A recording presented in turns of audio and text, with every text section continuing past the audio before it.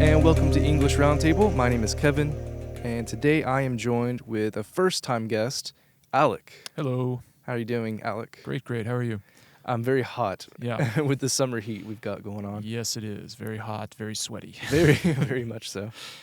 So today, since it's your first time, I'd kind of just like to share with the listeners kind of your background, particularly where you grew up and what that was like. So where did you grow up? Sure, yeah. I think a lot of the listeners probably know about California and Southern California, but where I grew up was actually a little bit different than maybe the image of Los Angeles or San Francisco that people have.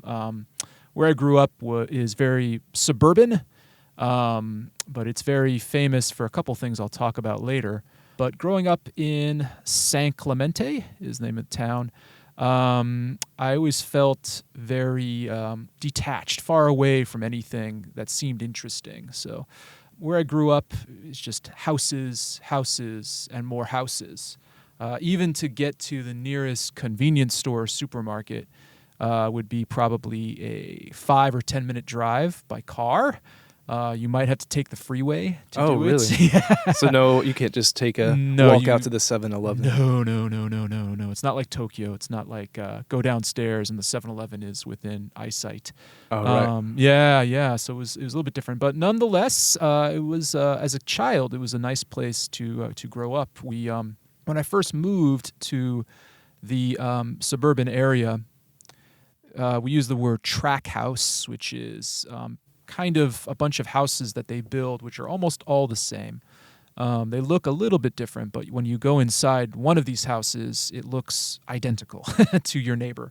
Oh, right. So it's almost like you could close your eyes and just walk through it and know exactly. Yes. Okay, I'd go to a friend's house and I knew where the bathroom is, even though it was the first time I'd been inside. That's funny. I pulled a trick on one of my friends that way because the layout was, I knew exactly as mine. Yeah. So I would just kind of predict like, oh, is your bathroom on the left up down the hallway? Yeah. And he would kind of freak out. Like, how did you know that? You've never been in my house. It's like, I have skills. Yeah. I can read your mind. So it was that kind of neighborhood, which I think a lot of people have a negative image of. But one thing it did is it kind of made a lot of us kids in that neighborhood I think feel a little bit closer than in other places. So growing up, I had a lot of different friends, and we would be outdoors a lot, riding bicycles, eventually skateboarding.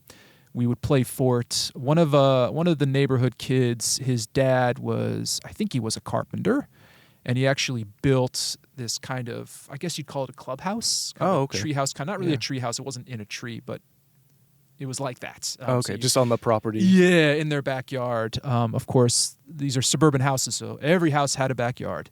And this one, you could climb up a ladder into this clubhouse, and we would have a lot of fun playing games in there. One game, that's good. Yeah. One game we like to play.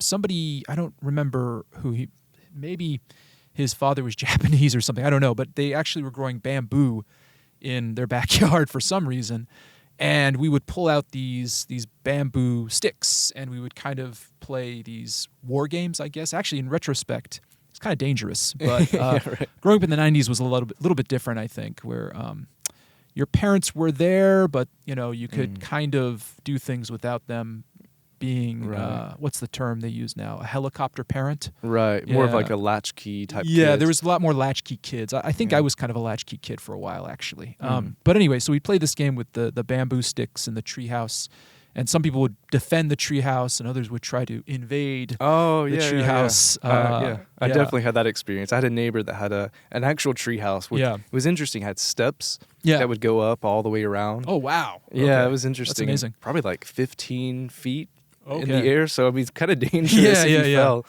But yeah, same experience. Like we would have games where you defend the treehouse or you're on the ground level. Exactly. Yeah. So we do that. This is kind of strange actually, and I don't remember it too well, but there was actually a wetlands, almost like a little kind of swamp area. Very strange for Southern California. I don't know again, how that came to be or what the story with it was. They eventually bulldozed it and they built a school over it. But for a while, it was a wetlands, and we would catch frogs there. The boys anyway, obviously not the girls. But And one of my friends was a little bit older. He tried to breed the frogs, I guess, except, we were like all 7 or 8, so we didn't really know much about it. And I think most of those frogs ended up not living very long. Oh, but okay. nonetheless, I have memories of things like that. Yeah. So it was a very nice area to grow up in for that. But it's kind of famous, or perhaps the right word is infamous, because a certain man, who some of the listeners may know, if they're a little bit older perhaps, or they know American history, Richard Nixon famously had the Western White House in really? San Clemente, yes. And so if you go around to the right Mexican restaurant, he also really liked Mexican food, I guess.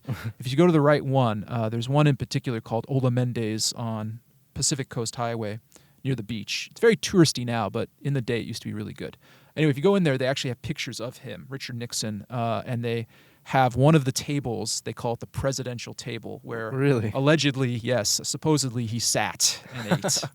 Oh, wow, so, interesting. Yeah, it's a little slice of history. Yeah. Have you ever eaten at the president's table? Yes, several times actually. Oh, yeah. Did you feel empowered? Oh, yeah, I felt the spirit of Nixon deep inside. Suddenly I wanted to cheat and break into steal elections and stuff, but no. So, yeah, that's a little bit the hometown. It's a beach community.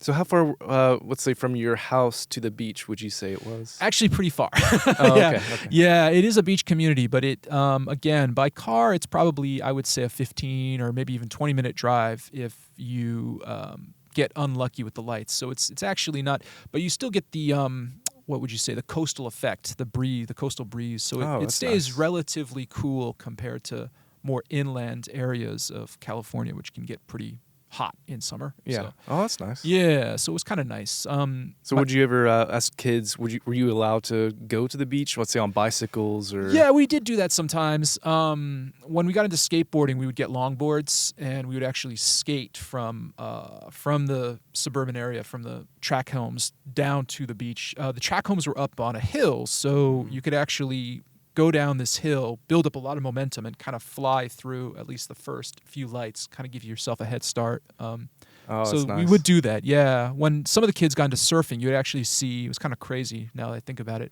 they'd be on their longboard going down the hill with their surfboard on their shoulder. Yeah.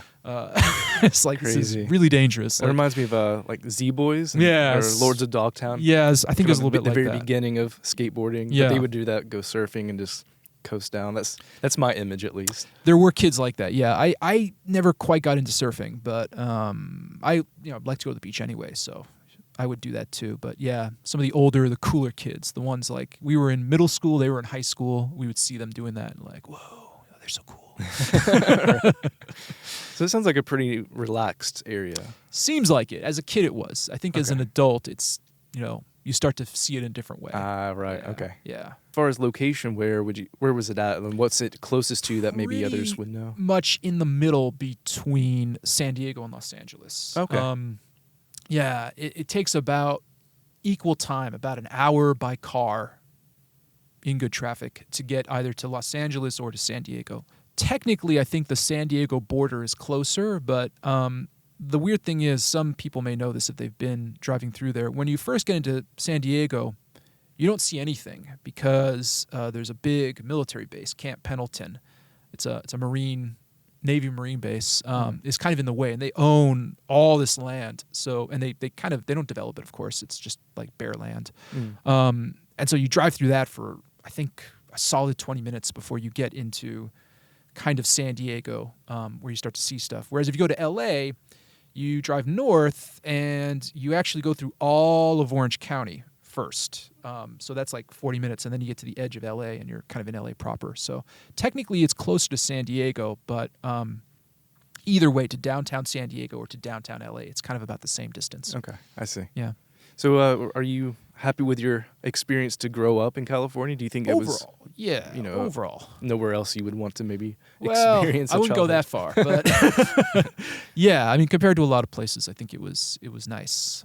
After the tract houses, did you move anywhere else afterwards? Actually, yeah, my parents, they weren't so thrilled about the tract houses. One thing about those kinds of places is they have what's called an HOA. Ooh, okay. Yeah, you probably know about those. The Homeowners Association. So this is in theory, the HOA is supposed to be set up so that they kind of maintain the common areas of the tract housing, and they're supposed to also enforce rules to make sure that the value of everyone's home kind of stays the same, or better yet, goes up. But in practice, what often happens, and this was the case with this HOA, is you get somebody. The HOA has a board that gets elected, and they have power to do things, and they're the ones who decide who is violating the rules, or they can fine people, they can give them penalties and demand money from them. They can make you paint your house a different color. They can do all kinds of things. They can be very petty.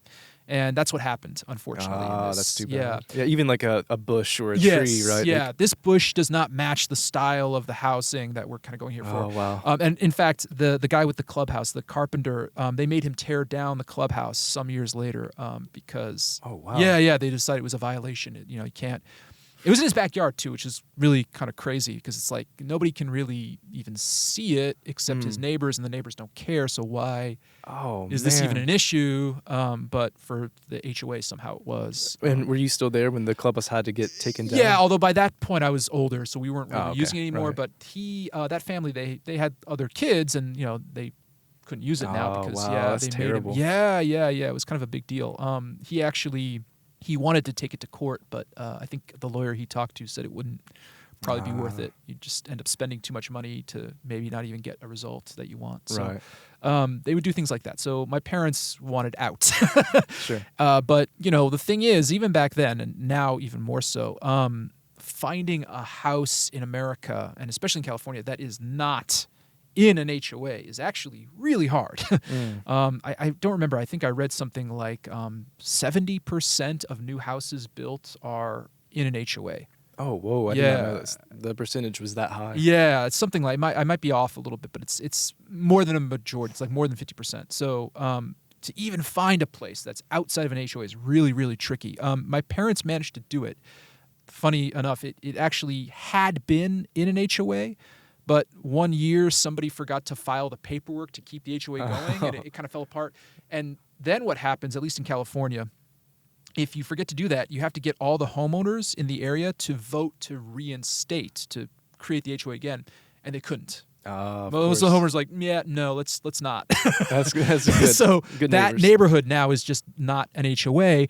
Wow. But it's still tract housing. So Okay. it's kind of this weird thing where you're like, it feels like it should be like an HOA kind of thing. And it was a long time ago, but not anymore. So they bought into that, and that's where they've been ever since for almost, I want to say, 23 years now they've been there. Oh, okay. So. Is that still in the same area, or was that in a different... more or less. It's like maybe a 30-minute drive away. Not even that. Probably less than that, okay. but it's close. I see. Yeah. So just trying to escape the HOA. Yeah, that was it. They liked the area. They just didn't want to be in the Yeah. HOA. So they kind of fought, tooth and nail to get out of there. And they were able to. But yeah, if I ever go back to America, I'll probably try to do the same thing. But if I buy a house or something. But it may be unavoidable these days to find a house that is not in an HOA. I see. Yeah. So how would you say that there's been changes from, let's say, the 90s? That's whenever we both grew up as children to maybe now. What differences do you think kids are having that are maybe different experiences than what maybe you had? That's a great question. I think the biggest one for me is people knowing where you are all the time, being able to reach you all the time. We would go out and just disappear for hours.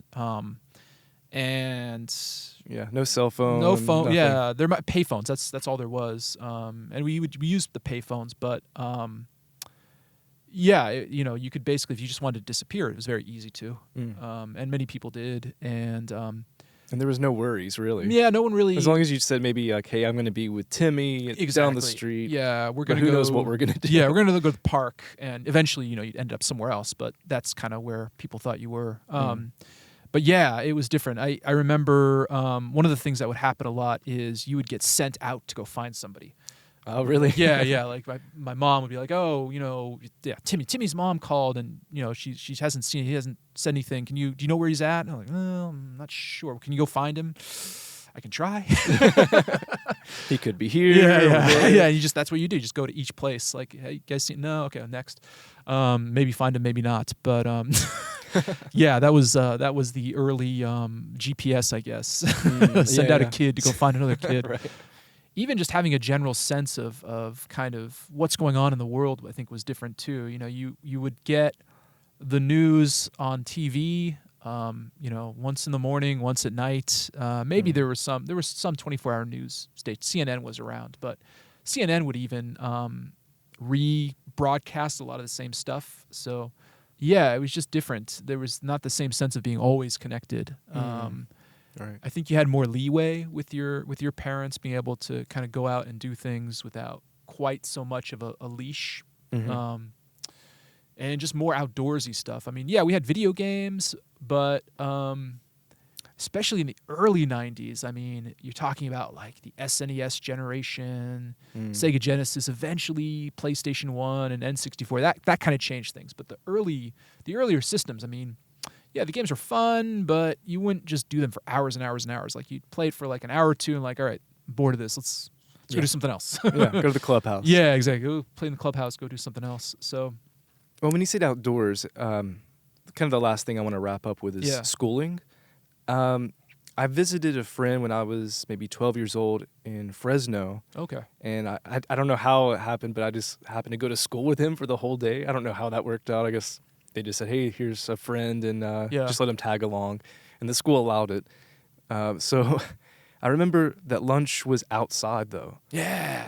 So is that a pretty popular thing in California? In Southern California, always. Every school I went to, lunch was outside. High school had both. The high schools, or at least the high schools I went to 2 high schools. The high schools I went to, you could kind of pick, although the indoor places tend to get picked up really fast. All the seniors took the indoor places. You usually always would eat outside. Yeah. I mean, even in winter, it just would never get cold enough to really to justify. Yeah, I always was very jealous of that because from where I grew up, we had to eat inside. Right. And we didn't have that kind of freedom if we wanted to eat inside or outside. Yeah. And I always thought that was so cool to go outside and eat lunch. It felt very California to me when I was a kid. Yeah. It's funny you say that. I didn't think anything of it until I think about middle school, where I finally realized from TV or something, movies and stuff, like, oh, wait.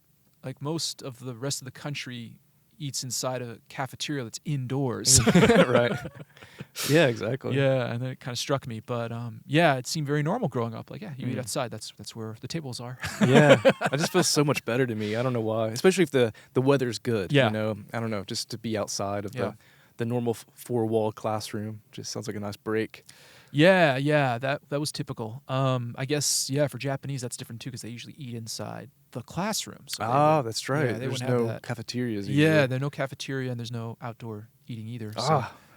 Yeah, that's interesting, the differences between those, because our cafeterias were also kind of the break, Right. You get away from the classrooms and just kind of chill hang out out with your friends. Yeah, that's right. Yeah, that's a good observation. I hadn't really thought about that. But yeah, that's true. Yeah. Every school I've ever been to in Southern California was always outside. Okay. Yeah. Interesting.